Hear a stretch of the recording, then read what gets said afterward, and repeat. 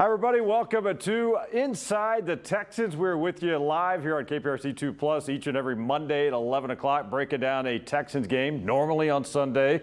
In this case, they played several days ago, but we're trying to forget what happened there in New Jersey against the Nets. Hey, this week's episode, and we'll be with you for about 30 minutes, joined, and we've been talking for a while. Justin Stapleton, our KPRC 2 meteorologist, big sports fan. We've been talking a while to get you on, and I walk in, I was like, you know what? Let's do it, man. yeah. Let's do it. Good to see you, brother. I'm excited. Good to see you, too. And, of course, Aaron Wilson, our Texans insider for click2houston.com. Guys, we had a lot to get into. I think everybody's still trying to get over what the heck happened last Thursday against a terrible Jets football team. That was an embarrassing loss for this Texans organization. Well, it's one of those where I harken back to last year when CJ got hurt in that Jets game, and they looked bad then, too, right? Now, some of that may have been, it was cold, it was the Jets, defense was better, this and that. But I just felt, you know how like teams have always had an Achilles heel, right? I'm a Packers fan. For years it was the Dallas Cowboys.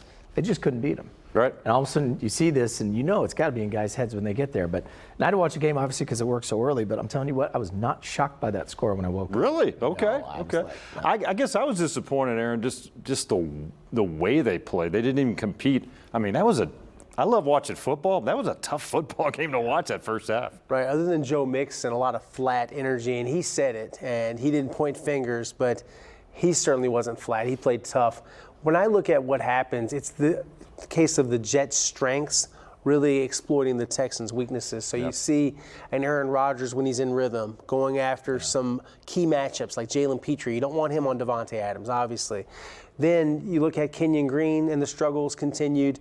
Nothing got better. He was nearly replaced early in the week. They decided to give him one more chance, and he gets dominated. Unfortunately, he's now dislocated his shoulder, and it looks like a season-ending injury. Yeah. All right, let's take a look at some of the final numbers coming out of that Jets loss again last Thursday. National TV, 21-13, the final.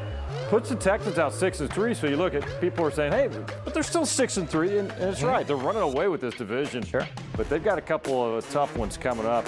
Numbers right there: C.J. Stroud, Mixon did his thing. We'll hear from Mixon here in a few minutes as well. Tank Dell stepping up, guys. 6 catches for 126. They were without Stephon Diggs, without Nico Collins. It's a different football team when those guys are out. Yeah. Well, what's interesting about that, too, was I remember before the game, CJ in one of his pressers had said this is going to be a great time. And I think Coach actually said it, too. This is going to be a great time to see what Minshew can do. This is going to need Hutch to step up. Yeah. And when I looked at the box score on that, I believe they only had maybe, 5 targets, and 2 catches. And that's only 3 people caught passes. So we're talking about Tank with the 6 for 126. We're talking about some Dalton Schultz. And we're talking about Robert Woods, also known as Bobby Trees, cool nickname. And he was good. I didn't know that. I love Bobby Trees. 2 catches, 44 yards. That toe tap. And he's an older vet that clearly can play.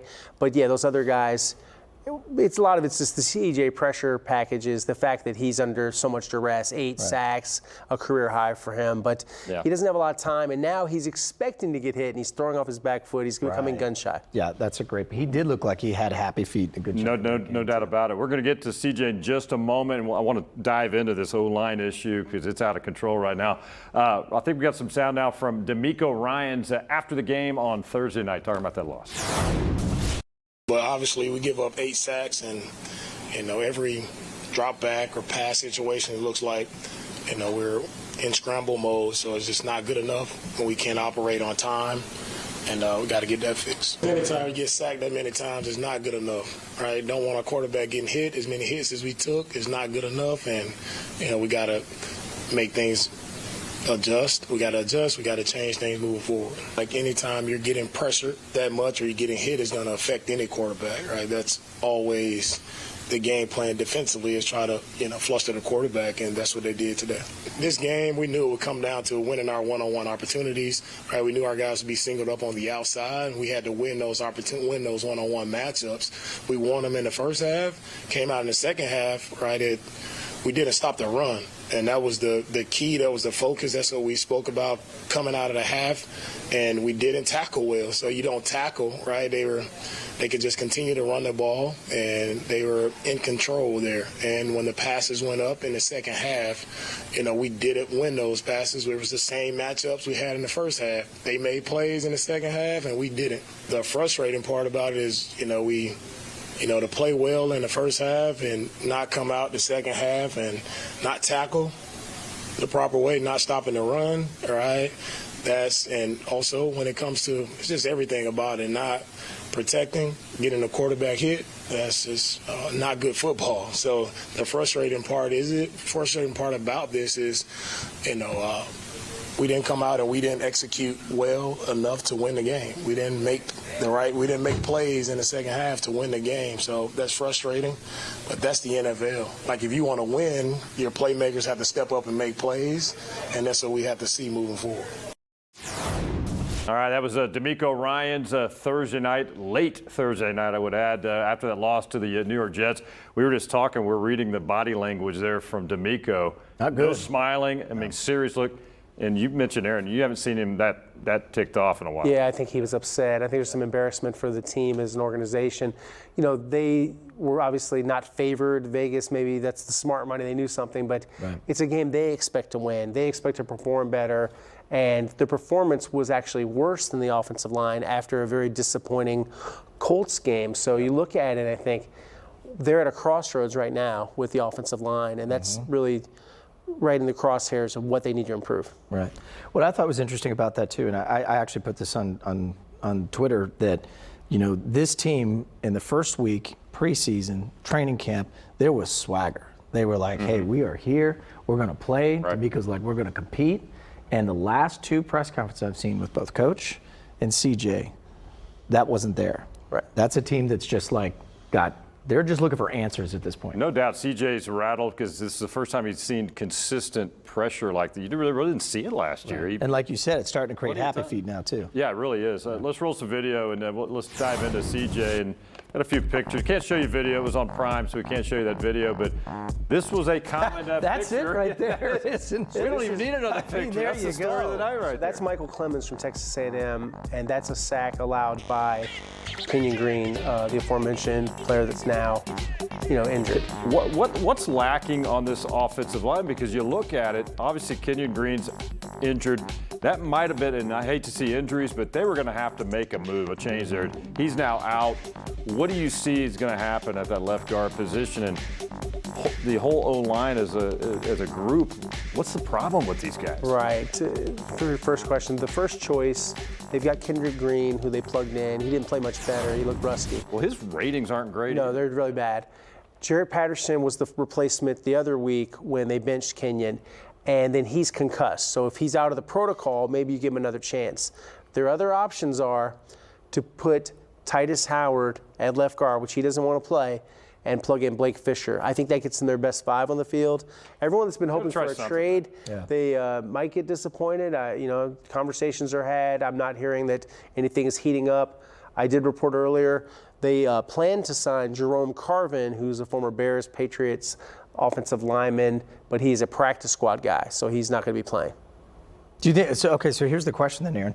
I know Titus doesn't want to have to slide over, but given what sort of patchwork this team is right now, at least on that O-line, would he be willing, do you think, do that, knowing that, okay, this isn't forever, but we've got to do something at this point to just create some kind of a wall so that CJ's not getting killed out there? If asked, I'm sure he'll comply. I just don't see that it's his best position. I thought he was struggling at left guard too. It's not the easy spot, and what you also have is a lack of experience between the left guard and the center, because Hugh Scruggs is in his first year as a full-time starter. Okay. Yeah, you look at O-line, it's like Laramie Tunsil, considered one of the best in the league at that left tackle position. He's Getting paid like one of the best. Absolutely he is. But now you look at him, it's like, okay, he's having a good year. Nothing dominating. Doesn't look like he's got the penalty problems. Titus Howard, I don't know how you would stack up his season so far, but you got two anchors on that O-line. And we've talked about it in recent weeks too, and I don't know what's going on inside the locker room. There's something going on. I don't know what it is, probably on multiple levels. But who's the vocal leader on this offensive line? Who's the guy that's going to get in, and when Kenyon Green was out there, get in his face, or whoever's making the mistakes, and be that leader. I think every unit's got to have a leader, a vocal person in that room. And who is that on this offense? It should be Shaq Mason, who's a Super Bowl champion with the Patriots, and he's the oldest lineman on the team. Yeah. He's not super quiet, but he's also, you also have to be your authentic self. And if you're not a loud, feisty, nasty guy, you can't fake that. Right. Yeah. Laramie's always been he's the cool guy. He's the guy that's got the sweet feet. He's got the big contract. He is smooth out there, and he does his job.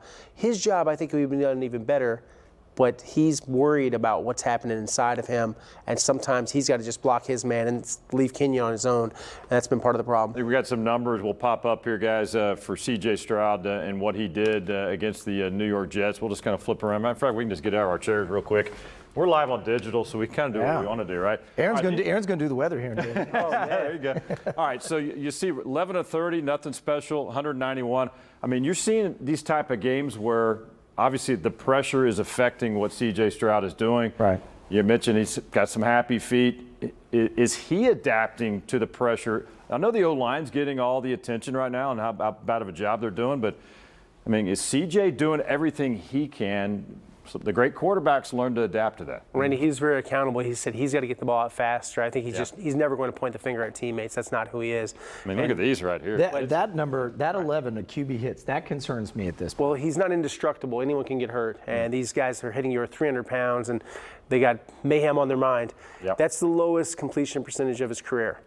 Last week was the highest pressure percentage, and the sacks is a career high. Previously, 6 sacks when he was in his second game against the Colts last year. He's got, what, 30, I believe, now. On pace for 56, yes. 30 sacks. That's horrible. You can't do that. No, it's bad. And Reminds me of the David Carr era. I was just going to ask that, Rick, he's for gonna both get of you, because you guys have covered his head knocked off, man. you guys have covered the team as long as you have. Yeah. That was going to be my concern, because I remember watching the Texans. I was living in Baltimore at the time, so we were watching the Ravens, Texans stuff. But my question is that we all saw what happened with David Carr, right? I mean, watch him play in college. He was incredible. Got here, and then it just got into his head, and that was it. Yeah. It can ruin you as a quarterback, but I also think that CJ is a resilient type that once the time returns and he has an expectation of a safe, clean pocket, that he goes back to being who he is. He's actually, the sacks could be even higher, because we saw him, it's an underrated aspect of his game, his elusiveness, his ability to run out of pressure. Yeah. They ran into a fast defense, a great scheme, one of the best defenses in the NFL. They're not ready for it. Yeah. And the big thing I would say, the major takeaway from this, it's not the loss. It's the lack of readiness to beat a quality opponent in the playoffs. Right. We expect them to win this AFC South. They got control of the division. Right. They continue to have that. But how are they going to do against a quality opponent in January? That's a good question. Hey, next week, Sunday against Detroit, they're kind of tough. Real quick, got a pull up right now. I don't have my glasses on, guys. Sorry. What area do the Texans most need to clean offensive up? line, so O-line, penalties, play calling. Okay. Play calling actually approaching 20%. Yeah, I mean, Hey, I'm starting to hear. how about that Wildcat play, guys? that came out and I mean, I was like, Head scratcher. what did I do? Well, and so what's interesting is I actually watched, I don't get a chance to watch a lot of full games. I watched the full Green Bay-Detroit game yesterday because, playing the Lions next week. Right. So I said, all right, what are we dealing with here? And if some of this does not get cleaned up, this number here is going to go to like 12 or 13. You think the Lions aren't licking their chops right now? Oh, yeah. I mean, they had Jordan Love flustered all game. They have rushers even without Aiden Hutchinson. He's out for the year. They've got plenty of guys. All right, we'll talk about the Lions a little bit more in a bit. Right now, let's listen in to C.J. Stroud. This was Thursday night after that loss to the Jets.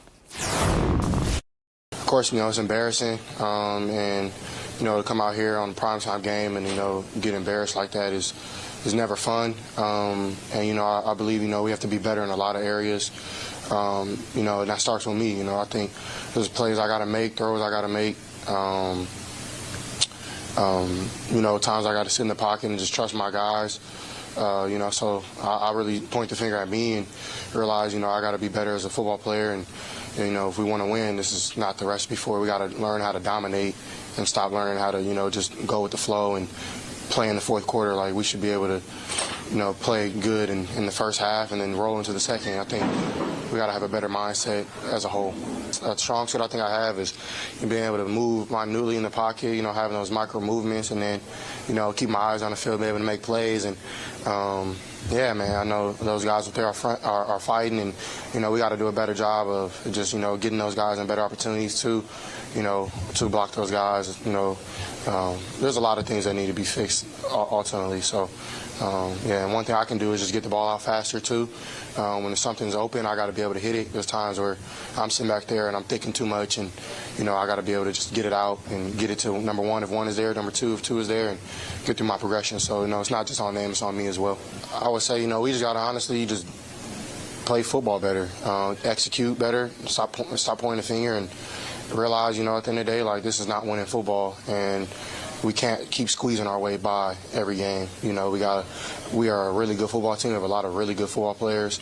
Once we buy into the systems and what is being, coached, and also we got to be able to have leadership to take over.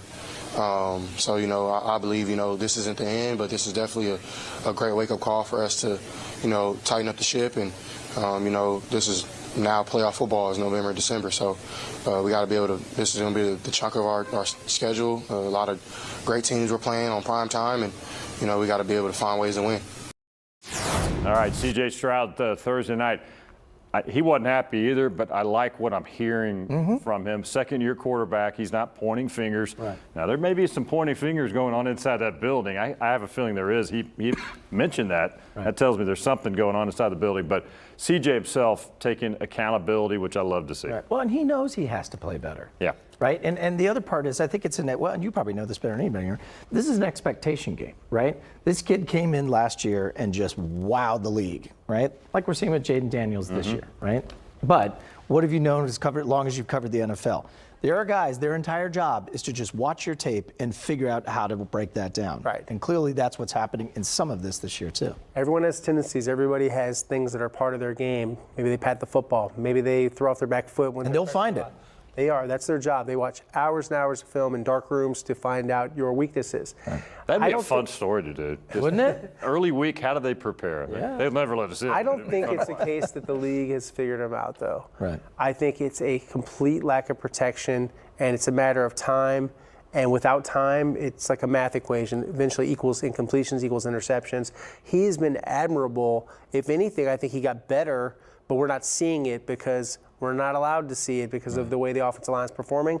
And he's had injuries. Nico Collins, who we expect back this week, but to lose a Stephon Diggs, to lose a Nico, maybe it could be even worse if he's not as good a quarterback as he is. I mean, he's out there with personnel that is not the best. Yeah, and you really saw things slow down when Nico went out and then when Stephon Diggs went Big out. time. It's like went from, fifth gear to like down to second. Well, he's one of the top receivers in the league. You're missing him, and then Diggs, and you got nothing against Tank. Tank got his numbers, but But he can't do it himself. No, he can't. By the way, Nico, speaking of speed, he has been running, I'm told, 20 miles per hour plus in his training sessions and has had no setbacks. This is the first week he's eligible.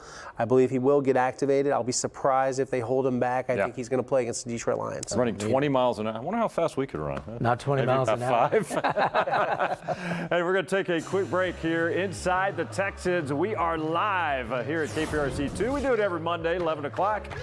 Talking some ball, Justin Stapleton, Aaron Wilson. We're counting down. They got a pretty big game coming up Sunday night against the Lions. We'll get into that as well here from Joe Mixon when we come back. Welcome back live here on Inside the Texans from KPRC2. Great to have you with us. Randy McAvoy, Justin Stapleton. Yeah, he's a meteorologist, but he is a huge sports fan, the Inside Scoop, and we love talking with Justin. Also, Aaron Wilson, our insider for Click2Houston.com. Texans will be talking again around 12:45, then inside the locker room. Then D'Amico Ryans will talk today, guys, around 2 o'clock. So as we get a new game week underway, we'll kind of feel what's happening over there at NRG, the confidence level. We got about 10 minutes now. Let's talk. We heard from C.J. Stroud. How about Joe Mixon? Let's talk about what Joe Mixon has brought to this offense. Despite this O-line issue right now, this guy is just racking up the yards, 4 consecutive games now with 100+ and a touchdown. Very elite level. He's found a home here, man. I think he's found a home here, and you and I were talking about this, Aaron, and I thought you were dead on. Talk about what A+ trade right here to bring Joe Mixon in. And you're seeing Sarah, yeah. I remember watching him when he was first with the Bengals, and you saw flashes, and you thought, okay, this is it, this is it. Now, obviously, the injuries start to pile on at that point. But it just shows you that when he can stay healthy, that he is still an elite runner in this field, even with an O-line that isn't maybe not necessarily creating the amount of gaps he was used to. All right, Justin, you know, they signed him to a 3-year, $27 million extension. That's how good they felt about him. This is a great trade. And we were watching one run in particular. I thought it was emblematic of what Joe is all about. It's the 29-yarder on 3rd and 1. So Clemens is in the backfield, has a chance to make the play. He bounces outside. Laramie Tunsil seals his guy. And once he's in the open field, he starts dragging guys. But his balance on contact, he didn't lose speed even though he lowered his shoulder and did a spin move. And it took about 5 guys to bring him down. He's like a runaway truck. I get really excited watching Joe run. And Joe has been exemplary in the locker room. I think he should be a team captain, Randy. I agree. I don't know how he is personally, like inside the locker room. Is he a vocal guy or not? I don't know. He's good. He's not afraid to speak up. No. I do want to ask before we get to Joe Sound.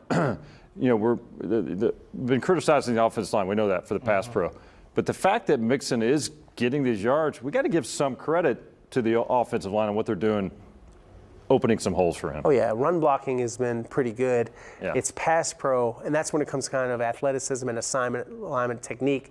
But the run blocking, that's just push guys back, grab them, knock them on the ground. So They've been doing a pretty good job with that. You got to give them credit. Well, I think it's good, too, that Joe's hitting those holes fast, too. So it's not, you know, I love the explosion. Yeah, and that's the thing you're seeing. It was different than yesterday when I was watching the Falcons and the Cowboys, and you see Bijan, who has a different running style where he sits, and he's more like Barry Sanders. He'll sit, and he'll go, there it is. Kind of wait on it. Yeah, and then he'll just explode through there where Joe, like you says, the truck, that truck's going full speed and just try to stop About him. 6'1", 229 pounds of bad news. He's as big as these linebackers. I would not want to be a safety DB trying to tackle that guy. He's coming at you. Tough dude. All right, let's listen in now. This is Joe Mixon. Actually, Aaron caught up with him in the locker room there after the loss to the Jets. Here it is. We went out there in the second half and we didn't play to our standard. You know, I felt like we came out flat in the third and almost kind of carried in the fourth. You know what I'm saying? They made plays and we didn't. That's ultimately what it came down to. I think that we came out of the run pretty much and they just made plays and we didn't, honestly. But, I mean, I like what I seen from the guys. Obviously, there was no quit at the end, and I respect that. You know what I'm saying? At the end of the day, when it comes down to it, games like that, when, you know, sometimes it might be a little bit out of reach, you know, you see the character in a lot of guys, man, and them boys fought hard, 60 minutes, and we just came up short. So we got a great week ahead of us that we got to attack. We got 10 days. We're getting a lot of guys back, and I feel like everybody just got to keep their heads up, keep it moving. You know what I'm saying? Bounce back and make some things happen. And we came off a short week, which is, you know, kind of tough on guys. I felt like a lot of guys tried to do whatever they can to battle through injury, and which they did. You know, some guys got hurt, and, you know, unfortunately, that's a part of the game. You know what I'm saying? But, I mean, it's always next man up, man, and we just got to figure out a way to everybody stay on the field, get back, and like I said, we got a great week ahead of us. Great opportunity, I should say. Great opportunity ahead of us, and I felt like what a way to, I believe it's Sunday night or it's a Sunday night, you know, to bounce back on a damn good team right now. Them guys is hot, and we're getting guys back, which is a great thing, and I think that everything's going to come along. I mean, we let that one go, you know what I'm saying? That's on us. Can't do nothing but look at ourselves in the mirror and, you know, go off of what happened. But like I said, it's a great opportunity ahead, and we look forward to it. All right, that was Joe Mixon after the loss to the New York Jets. Again, big afternoon, or big night, I should say, for Joe Mixon, over 100 yards. Hopefully he just keeps doing his thing. But, hey, it's going to get tougher now, guys. We got just a few minutes left in the show. The Detroit Lions are coming to town, perhaps the best team in the league right now. I think they definitely would be in the conversation for sure. They're coming in 7-1. They beat the Packers yesterday. It's going to be on Sunday Night Football right here on KPRC2. But, man, what's the confidence level? We're asking the viewers right now. Confidence level heading into this Lions game. We'll let everybody vote in on that poll. But This is a team that's stacked. Dan Campbell's got them rolling. He's got probably the best offensive line out there. Got a good running back. You got a quarterback that's red hot. I mean, defense that's good. What weaknesses does this Detroit team really have coming in? They don't really have a lot of weaknesses. They probably don't have, I would say, the elite cover corners, but they've got a great safety that covers all the ground in the world. He just tied an Ed Reed record. This guy's Kirby Joseph, outstanding safety. And then you look at the offensive side, David Montgomery and Jahmyr Gibbs in the same backfield, and look how accurate Jared Goff is. Jared Goff rarely throws an incompletion. He's so careful with the football, and Amon-Ra St. Brown, great route runner. Yeah. Well, like you said, he can be accurate because he doesn't have to force the ball, right? I mean, you've got Jahmyr Gibbs can catch, David Montgomery can catch out of the backfield, so there's your short. You pull the linebackers up, and like you said with St. Brown, you just go, and he goes, and he's going to get the ball. This is a hungry football team, Detroit. The momentum from last year's tough loss carried into this year. Dan Campbell's had them ready from day one. And I think this is a game in particular that Dan Campbell wants badly, right? Because all preseason, what was it? It was, oh my gosh, Texans. And he was like, hey, we're still here. We're pretty good up here, We're still too. here. Yeah. No, I think he wants this game bad. Coaches with emotion, former Aggie, was a NFL tight end. Players love to play for this guy. Hey, we've got a graphic will pop up because, as I mentioned, we have the game Sunday Night Football here on KPRC2. Of course, the game's at 7:15, but we're going to count you down with some pregame coverage. We'll have our news from 5 to 5:30. Now, I do want to tell you it's going to be on KPRC2 Plus because of NASCAR. NASCAR has the rights. I don't know. That's a different conversation. They go to 6 o'clock, so we won't be over the air Channel 2, but we'll be live on KPRC2 Plus 5 to 5:30 for our news, but we'll have coverage there. And then 5:30 to 6, all out countdown to kickoff, if you will. We'll be live on the field there at NRG Stadium. Lions and the Texans. I mean, you look at what the Texans have, guys. Final 90 seconds of our show now. The importance of getting this one, because after that, you got yet another nationally televised game on Monday night against what's going to be a hungry Cowboys team. And then you get a kind of a cakewalk with the Titans after that. But they need to get this game, man.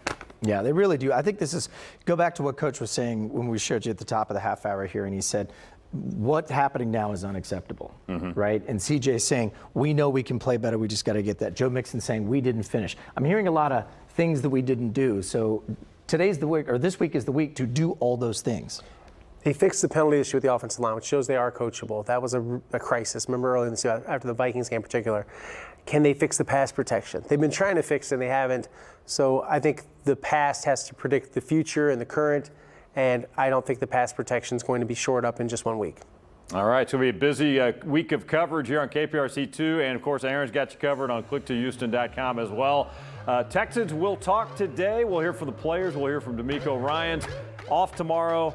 Then they really get after it starting on Wednesday, and everything points towards Sunday Night Football and the date with the Detroit Lions. Guys, it's been fun. Justin Stapleton in the house. Anytime, gentlemen. You know you're going to be coming back on. I will. Here, I'll give you a quick forecast for Sunday night. Roof will be closed. 72 degrees, right? 72 degrees. Aaron Wilson, appreciate you, man. Thank you. Hey, thanks for watching Inside the Texans. We'll do it again next Monday at 11 o'clock.